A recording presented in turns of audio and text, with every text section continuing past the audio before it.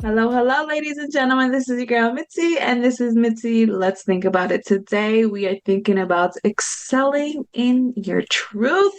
What does that mean to you? I mean, it can mean anything to each individual. I mean, it's very subjective, but luckily for me, I have a special guest on my show named Danny, and he is going to give us his perspective on this because let's be honest, he has a great testimony because of what he went through in his life that he can vouch for this. Danny, why don't you go ahead and slightly introduce yourself? All right. My name is Danny Covey. As you said, I'm the husband to one fantabulous wife. I'm the father to three amazing kids, and I'm the survivor of 8 heart surgeries. Goodness gracious. Yes, to survive one is nice, but to survive eight, I mean, you were just like, let's just keep going for this. Number three, oh no, number four, you know what? Let's keep going. Number five, you know what? It'll eventually get there. Number six, that's the lucky one. Nope. Number seven, that's a godly number. You know what? Number eight, can't go wrong with that date, right? That's how it was. Just keep on going. Yeah, it was a lot, and I'm hoping we're done. So, Yeah, I would assume so. I mean, you could only do so much in that area that can actually fix something, but I guess it just shows that you're meant to live and you have such great purpose on this earth because man, look at you, 8 surgeries. You know what I mean? I mean, let's be honest. If you really think about it, you could have been dead and gone a long time ago, but you right. have great purpose to really do this. I mean, so what does excelling in your truth, what does that mean to you when you hear Well, that? to properly answer that question, I'm going to give you a little bit of the backstory of my surgeries. Please do, And please do. there's a quote by Richard Paul Evans that I like a lot. And he says that usually life's greatest gifts come wrapped in adversity. And for me to properly tell that story, I got to start way back at the beginning. When I was 12 months old, I was experiencing a lot of fainting spells. My heart would stop. My parents rushed me to the hospital multiple times. Okay. And at 18 months, a few months after that, I had my first open heart surgery with a 20% chance of living. Wow. So that surgery, I don't remember it. I just remember growing up with scars on my chest and I didn't know what they were from. So after that, I had another surgery at 8, another one at 12, 13, 14, and then my last one was at 40. Wow. Goodness gracious. I mean, if you don't mind me asking, what was necessarily the issue that caused all of this? Yeah, I had a congenital heart defect. It was a problem with my aortic valve and then also my mitral valve. And Okay. every surgery, or almost every surgery, they would try to repair my aortic valve. And finally, the doctor said, we're just going to remove it and put in a mechanical valve. And once Wow. I had that um, installed or put in, then my health drastically improved until I was about 40. Oh, until you're about 40, and then you had to kind of redo it again, and it's Yeah. time for you to replace that part. You're like an old car that had to get new parts. Yeah. So anyway, to kind of key in on what does excelling in your truth mean for me, um, my truth or my experience has been that suffering is a human universal. Everybody to some degree will go through some kind of suffering. Mhm. And for me, I've always held on to the belief that God has purpose in my suffering. He Mhm. wants me to go through these things for a reason. And so to excel in truth for me means to ask the right question. So, for instance, instead of asking, why is this happening to me? What can I learn from this? And shifting just that little bit means I may never know why, but there's things I can learn. And to excel means I need to accept it's happening for a reason and there's something for me to learn in it. Yes, I think that's a great way to break it down so that people can understand it differently because the way that you break it down and the way that you put God into it's because in all aspects you have to have some belief to be able to kind of keep going. You know what I'm saying? To have that light at the end of the tunnel, especially something that seems like there's no way of figuring out something could possibly be better, So I like the fact that you said that you had to shift your perspective because that's one thing that I constantly say in a lot of my episodes is that I'm doing this to help people shift their perspective because you don't know what Mhm. how you perceiving something, and sometimes you go through something over and over again because you may need to learn a lesson. So the fact that you said is like, what lesson do I need to learn in this is absolutely amazing. The fact that you even had that as an option because not a lot of people do. Not a lot of people will have that in their process when it's time to reflect on what's going on and how to shift their life momentum and in the direction that they're going because getting stuck in a rut is a real thing, and Yeah. especially if you don't give yourself that time to really um reflect, then you're basically stuck. So I guess my next question is when you hear the word self-sabotage, what does that mean to you? I mean, what do you think about when you hear that self-sabotage? Because you went through so much, you could have easily self-sabotaged yourself Hmm. into never succeeding and never doing this and never telling your story, never sharing, nor never getting yourself out of a mindset that made you a better human being for yourself. Oh, Well, you know what? I think we've kind of answered it. The self-sabotage is to look at yourself as a victim and to see why is this happening to me? And it's all about me. And it's not about you. If I say, it's my problem and this has happened to me and it's terrible, then I'm very focused on self. yeah. If I change that mindset to what is this teaching me, then it becomes about others. There's a quote that I almost cried when I read it because it really hit me. And the quote is, make sure I get this right. Quote says, "One day you will tell your story of how you've overcome what you're going through now, and it will become part of somebody else's survival guide." Oh, wow. And Yeah. that really hit me. I go through this because somebody needs to hear my story. Somebody needs to hear how I overcame this because you know what? They're going to go through trouble. Yeah. To be honest, that was going to be my next question is why share your story? But you already hit it in the nail right there. Boop, boop. Because it's true. I say that all the time, and that's the reason why I welcome guests on my shows because somebody has a testimony, somebody has a journey, somebody has an experience that is not alone. And it's not isolated and it's not affecting just one single person because I notice is that we live in this life and we always feel, like you said, that me. Why is this happening to me? Why only me? But in reality, no.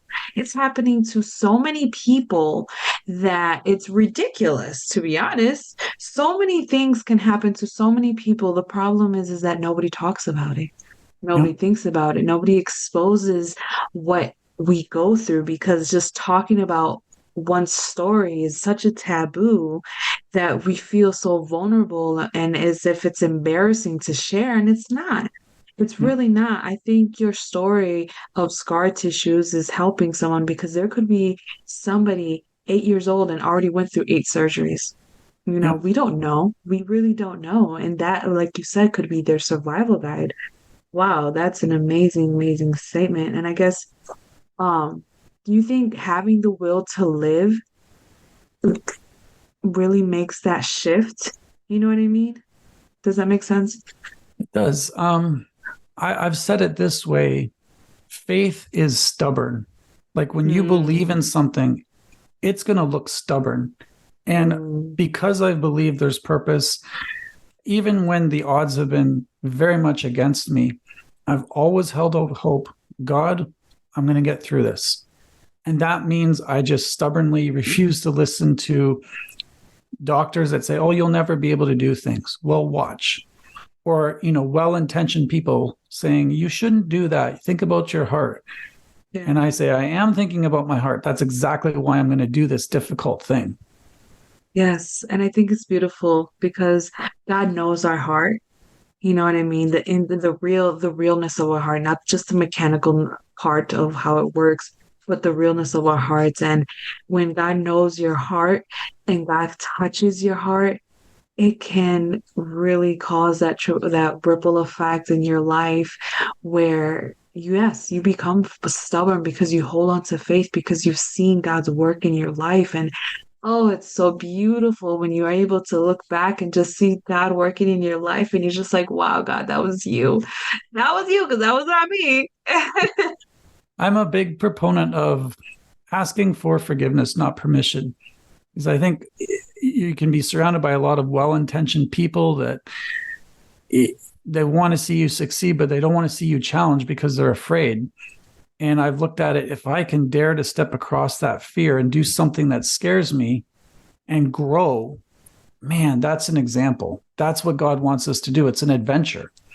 Yes, and it's also more so living closer to your purpose and also humbling yourself to do God's will.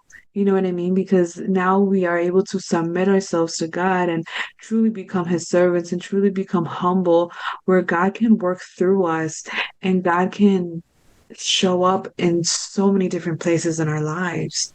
You know Yep. what I mean? Bring so many different other people in our lives. Like for you, I mean, I wasn't knowing we were gonna talk about God, but I was literally I pray before every interview because I don't know what to expect. I don't know if the other person's gonna have a whole chaos party going on behind them, or if they're gonna be so serious that I'm gonna start freaking out and sweating. Like, I don't know, so it's always nice to have individuals like yourself on the show where it's just easy and it transitions so nicely. And when we bring up God, it's just like, oh, I feel like it's more in our purpose because we're both aligned to get the message out. You know what I Yep. mean? And the message is to have that faith, to hold on, and to continue to keep going because grace is what keeps us together. Let's be honest, it's not by 100%. our own work. It's far from my own work. I mean, come on, if it was by our own works, the life we would be living instead of where we are right now. So it's very nice to have this. And and I guess, do you think that's the reason why people who have faced the hardest struggles and obstacles in life, they usually end up being the most empathetic and compassionate people because they also have that foundation of God along with them? I as I've met people and grown and just been in and out of the hospital many times throughout the years, my observation is that people that see reason in it, reason in their suffering, tend to be more, they have more joy. And typically, I see a lot of Christians that go through difficult things. Man, they have that joy because behind it, they know there's purpose. They know it's not just random suffering. A couple of years ago, I met what I call a bizarro version of myself. It was another guy about my age. He had many surgeries. He's had a very difficult life, but very bitter and angry. And why did this happen to me? Why can't I be like everyone else? And it was actually a very difficult conversation with him because I'm standing there saying, hey, there's reason. And he's saying, no, it's not. Why did this happen to me?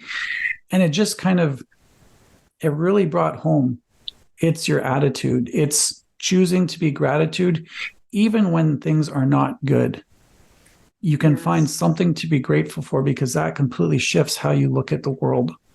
That's very true. And it's hard to speak with individuals who are like that are so like they have blinders on because they refuse to accept anything plausible that they just won't accept for themselves. You know what I mean? Nothing can have any type of reason or any type of purpose because they went through such horrible, horrible events in their lives. And it's so difficult because no matter how much light you try to shine at them, you can pour every single light, even the sun itself can be in front of it just to show them that there's light in this darkness, and they will only see the darkness that's in front of them. And it's sad because it's like, oh, it's a choice. You're choosing to see life in that perspective. You're choosing to walk in a bitter taste. Because at the end of the day, That's what it is. You're leaving a bitter taste in your mouth and everybody else around you just because of what you speak out. You don't speak life. You don't speak joy. You don't speak of prosperity and just hope. And having that faith and that hope truly, truly changes because that attitude right there, that perspective, that mindset of speaking and acting and moving forward, it really does make life different because man, I forget about those people because I don't think about them. No, it's Try not true. to think about them, but they are always there, and it's like, get away from me. Yeah, no, I think it's 100% about refusing a victimhood mindset and just seeing yourself, I'm the victor. It doesn't matter how bad things get. I'm going to get through this somehow. It may take a long time, it may be an ugly journey, an uphill battle, but you know what? We're going to get through it no matter what. That's good. That's good. I like this. I like this conversation very much. It's very Ah, people, this conversation is happening because it's needed. There's somebody in the audience that really needs to hear this. And I truly believe that if you really need to get out of this funk that you're in, because let's be honest, it's a funk. It's like a negative cloud. It's like this, something just squeezing you like just a snake, just squeezing the life out of you until you pop like a pimple and then you're nothing, you know. But when you die, at least you can have that peace of mind that you tried and that you gave it all you got, and you know what, you had a joyful life. It may not be exactly how you wanted, but you had a joyful life where you know what, you could look back and be like, I enjoyed my time, I enjoyed the people that I surrounded myself with, and that's what it's all about, right? That's what I truly think. And I guess to start wrapping up the show, Danny, what could be some lasting words that you can leave us off with? Very simple. It's three words: never give up. I've had a lifelong desire to do martial arts, even as a kid, and I could never do them. And I did it. I got a black belt in jiu-jitsu because I refused, even though there were obstacles and obstacles and obstacles, I didn't give up. And my encouragement is if you're struggling with something, keep struggling. Look around you because people need to see you succeed. They need to see, hey, he did it. She did it. Maybe I can. And so Mhm. that's my encouragement. Just do not quit ever. Just keep going. Yeah, I like that. I think that's fascinating. Jiu-jitsu is a hard one. I took a free class, and that free class kicked my butt to the point where, yes, I was on the floor majority of the time, but goodness gracious, that's a hard one. So I applaud you because that's not easy. You know, that's not easy to do, to roll and to position yourself in that manner, and then to be able to get yourself out of tricky situations. But I think that's the beauty of self-defense is that it teaches you how to keep going despite the position that you may be in at that moment. You know what Yeah. I mean? And I think that's the beauty of it that people when you really go into any self-defense class and you put your mind to go into it, it changes your outlook going forward. And I Yeah. think that's an amazing thing too that you did because everything that you've been through told you you weren't going to make it.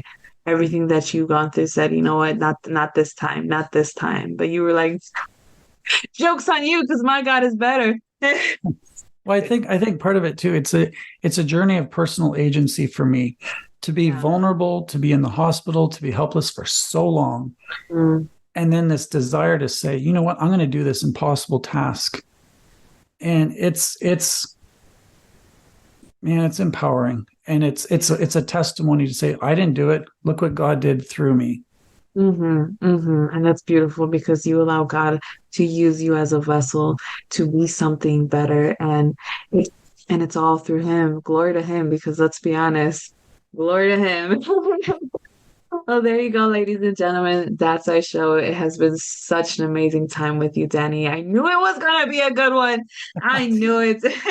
Said it as soon as I seen your picture and your request. I was like, this is going to be a good show. So if you guys want to know more about Danny, if you want to check out that book, he has such great content on his website. I mean, great content that you guys can really dive into and really start thinking about maybe your life differently, or maybe somebody in your life that may be going through something similar or through things that maybe Danny has the knowledge to share because, you know, sharing is caring and Danny's a man that wants to share his knowledge. So I have his lovely picture on my website. Just go to mitzythinking.com. You'll see it. And there'll be a direct link to get to his and all of the greatness that Danny has to offer to the world. So that's it. Be safe. Always, always keep thinking, y'all. Bye.